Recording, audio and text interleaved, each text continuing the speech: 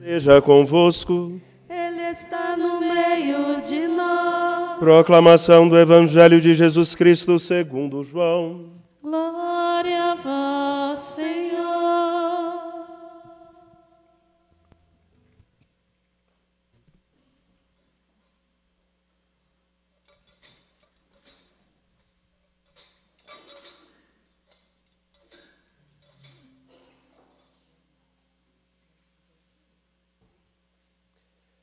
Naquele tempo, perto da cruz de Jesus estavam de pé a sua mãe, a irmã de sua mãe, Maria de Cleofas e Maria Madalena. Jesus, ao ver sua mãe ao lado dela, o discípulo que ele amava, disse à mãe: Mulher, este é o teu filho. Depois disse ao discípulo: Esta é a tua mãe. Daquela hora em diante, o discípulo a acolheu consigo. Depois disso, Jesus, sabendo que tudo estava consumado e para que a Escritura se cumprisse até o fim, disse: Tenho sede. Havia ali uma jarra cheia de vinagre. Amarraram numa vara uma esponja embebida de vinagre e levaram-la à boca de Jesus. Ele tomou o vinagre e disse: Tudo está consumado. E, inclinando a cabeça, entregou o Espírito. Era o dia da preparação para a Páscoa. Os judeus queriam evitar que os discípulos ficassem na cruz durante o sábado. Os judeus queriam evitar que os corpos ficassem na cruz durante o sábado, porque aquele sábado era dia de festa solene. Então pediram a Pilatos que mandassem quebrar as pernas aos crucificados e os tirasse da cruz. Os soldados foram e quebraram as pernas de um e depois do outro que foram crucificados com Jesus. Ao se aproximarem de Jesus e vendo que já estava morto, não lhe quebraram as pernas. Mas o soldado abriu-lhe o lado com a lança, e logo saiu sangue e água. Aquele que viu dá testemunho, e seu testemunho é verdadeiro. E ele sabe que fala a verdade para que vós também acrediteis. Isto aconteceu para que se cumprisse a Escritura que diz: Não quebrarão nenhum dos seus ossos. E outra Escritura ainda diz: Olharão para aqueles que traspassaram. Palavra da salvação. Glória a vós, Senhor. Caríssimos, caríssimas, podem se assentar, por favor. Sejam todos bem-vindos ao Santuário Basílica Nossa Senhora da Piedade.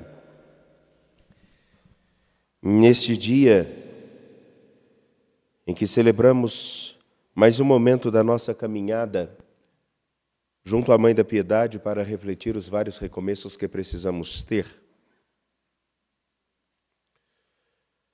gostaria de com vocês olhar mais especialmente nesta celebração para a leitura do livro de Ezequiel.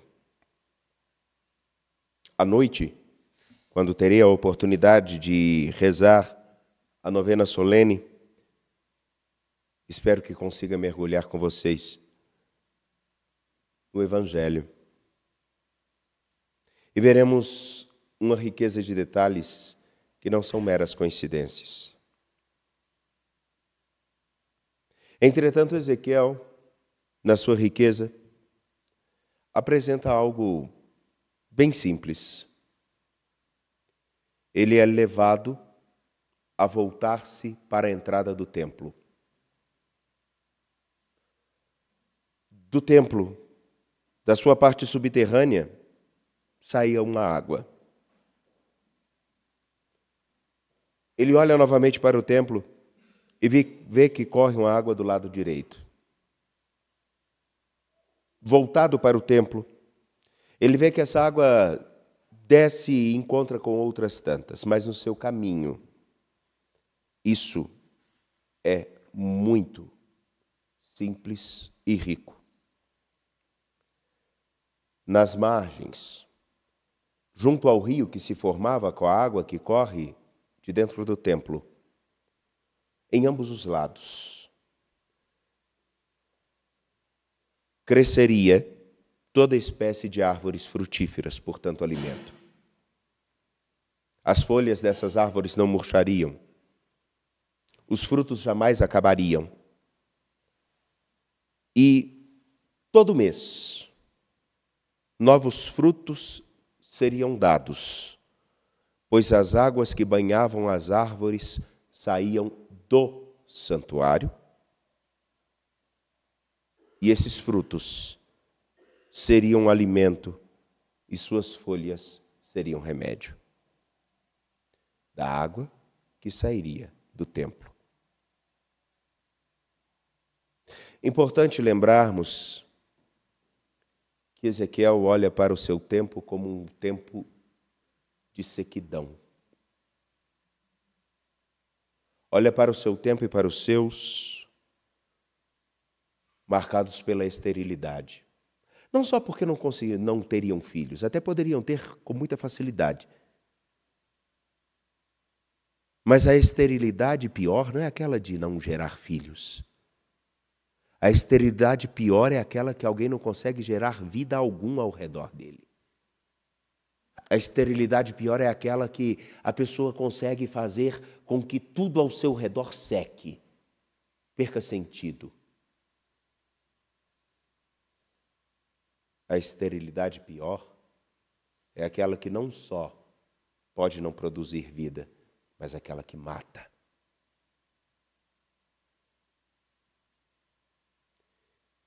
Por que Ezequiel via o seu povo assim? Por que Ezequiel volta-se para o templo? Simples. O templo é onde o Senhor habitava. A água é sinal da vida que jorra do templo aonde o Senhor habitava. E tudo que, por onde essa água passasse, tudo que ela tocasse teria e geraria vida. O nosso Deus é um Deus que realmente se esforça para que a vida continue. E o porquê voltar-se para o templo? Porque os homens não só se tinham desviado do templo, mas desviaram-se do templo porque desviaram o seu coração do seu Senhor,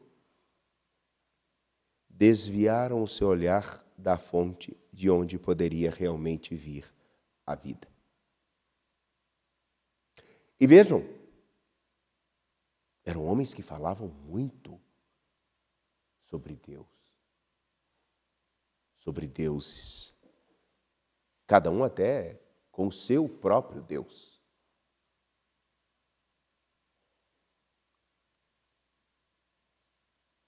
Por isso, porque estavam não só com o olhar, não só com a vida, mas o coração afastado de seu Senhor. Tudo que tocavam, tudo que experimentavam, era a falta de vida, falta de alimento, falta de água, de frescor, de forças. Não encontravam literalmente um motivo para viver um novo dia. Paro por aqui. Permitam-me agora fazer algumas perguntas. Temos um tempo onde se fala muito de Deus, ou deuses, porque cada um fala do seu.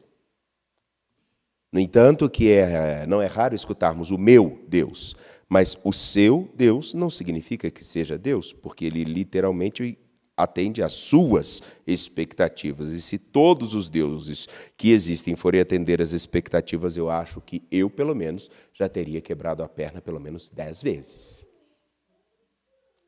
Sim.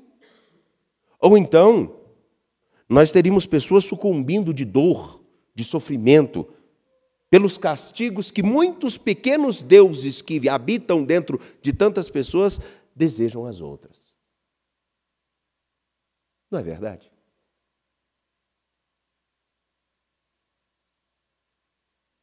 Teríamos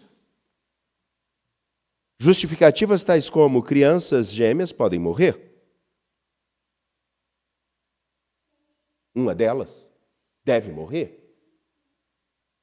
Teríamos também outras circunstâncias muito tristes, porque eu tendo um Deus que justifica minhas ações, então por que eu não posso roubar só mais um pouquinho no próximo pleito eleitoral?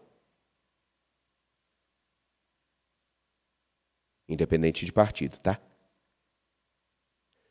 Porque a legenda não significa honestidade. E então, nós temos algo a pensar. Vivemos num tempo onde muito se fala sobre a palavra Deus. E vejam, pasmem, também um tempo onde Jesus se torna uma palavra qualquer. Como o amor se tornou uma palavra qualquer, que cabe em qualquer lugar, em qualquer frase, para qualquer coisa. Daí então, nesse tempo onde tanto se fala, nós podemos olhar, não como uma questão me permitam dizer agora, não como algo que estivesse falando, vejam, consequência de tudo isso, também, mas não por isso. Quem já experimentou ficar um dia inteiro sem beber uma água nesse calor que nós vivemos? Ou então, como algumas regiões já começa a acontecer, ficam o dia inteiro praticamente sem água. Tem alguns lugares muito perto aqui que isso começa a acontecer. E não é a primeira vez. Imaginem sede, calor, fome e nenhuma perspectiva de ter alguma coisa que ajude a amenizar isso. Só uma partilha rápida, eu já vivi essa experiência. Teve uma vez que eu fui viajar há muitos anos atrás, não que eu esteja passado no tempo. Obviamente, os cabelos brancos são porque eu estou fazendo fio a fio o platinado, fio a fio, a barba principalmente. Para ficar mais elegante, não fica mais elegante, fio a fio. Eu me lembro uma vez que eu fui fazer uma viagem, foi uma viagem de trem. Eu ainda era adolescente à época. E daí, então, no meio da viagem, voltando, depois de ter passado alguns dias na praia, com bastante sol, bem queimado, e aí, então, precisando de bastante água, no meio da viagem de volta, acaba a água do trem. Para beber, para dar descarga.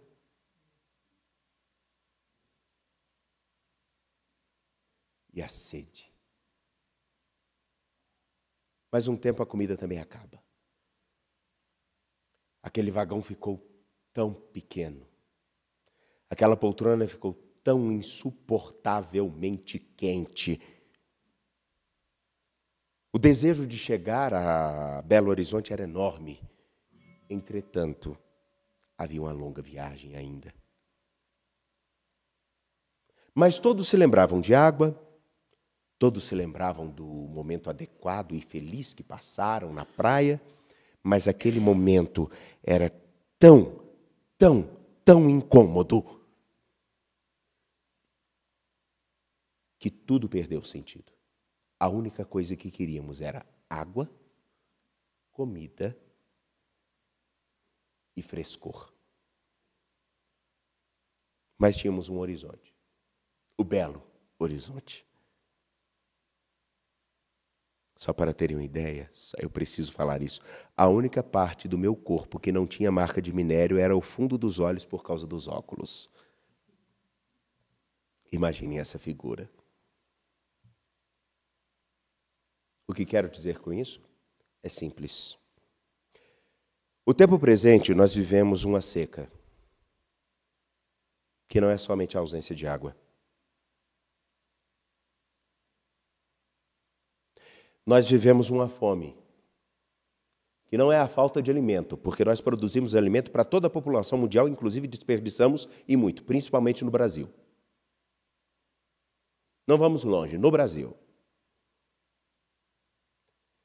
Nós vivemos um tempo onde tanto se fala de Deus, e cada um, no seu tormento, na sua sede, na sua fome, se esquece do principal. Por que nós sofremos agora? Porque nós esbanjamos no passado. Jogamos água fora. Comemos demais e desperdiçamos. Porque as pessoas andam sem sentido no vagão da vida que parece tão apertado. E o mundo é tão grande. Por que se parece o tempo tão apertado?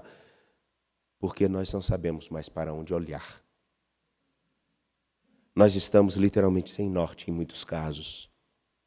Nós não sabemos aonde realmente beberemos aquilo que mata a mais profunda sede de cada um de nós e faz termos a capacidade de, depois de descobrirmos aonde realmente existe algo que mata a sede, que movimente o nosso braço para pelo menos alcançar a boca de quem está do lado. Nós oferecemos tudo. Nós oferecemos tecnologia, nós oferecemos internet gratuita, nós oferecemos tantos conteúdos, mas nós nos esquecemos de oferecer fé, esperança e aquela palavrinha tão desgastada, que cabe em tudo quanto é frase, mas muitas vezes não tem sentido nenhum. Amor. E tudo por quê? Porque nós precisamos literalmente voltarmos-nos para aquele lugar onde está a verdadeira fonte da vida, para onde o veio das migalhas ou das pequenas gotas de água de vida brotam. Aquele que tanta gente fala, mas tão poucos têm a dedicação e o esforço a olhar para ele. Nosso Deus. Se nós cantamos no Salmo, com alegria bebereis do manancial da salvação, porque nós temos sede num tempo onde tanto se fala de espiritualidade e porque nós ainda temos sede de Deus num tempo onde todo mundo se acha no direito de ter o seu.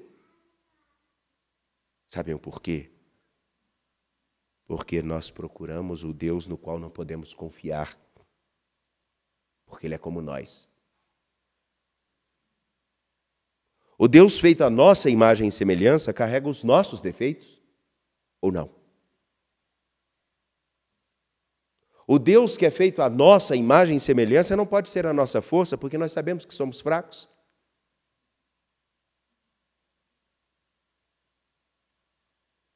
Daremos louvores ao Deus que, como nós, é capaz de esquecer-se de quem não lhe agrada?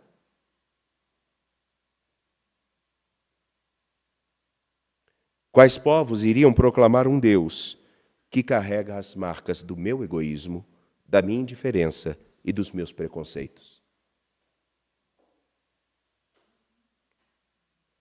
Enfim, Maria é aquela que sabe para onde deve olhar, aonde deve estar atenta para beber da fonte da vida, aonde está a sua esperança e sua confiança.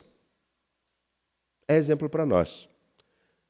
Porque vejamos, como no tempo de Ezequiel, não basta ficarmos falando de Deus, se não bebermos de sua presença, da sua vida, da sua companhia. Não poderemos falar de salvação se ela não começar agora, na certeza de que, ainda que esteja quente ou ainda que esteja difícil, Ele está comigo, independente de quem eu seja. E porque Ele está comigo, eu preciso ajudá-lo a fazer com que a vida que brota de seu coração, simbolizado pelo templo que é narrado no livro de Ezequiel, que eu também o ajude a chegar a tantos lugares onde a seca é visível, a sede é gritante, a fome é escandalosa e a falta de sentido, motivo esperança é desconsoladora. Maria é o exemplo de quem sabe aonde buscar e como levar a fonte da salvação. Você também gostaria de fazer isso? Recomece então, olhando e voltando-se para aquilo que significa o templo. Nós somos templo de Deus, se estivermos em comunhão com Jesus Cristo, como igreja e num único compromisso, fazermos com que todos se encontrem com a fonte plena do amor e a fonte da vida. Aquele que nem todos querem olhar. Muitos deles falam, muitos dele falam, mas poucos a ele seguem.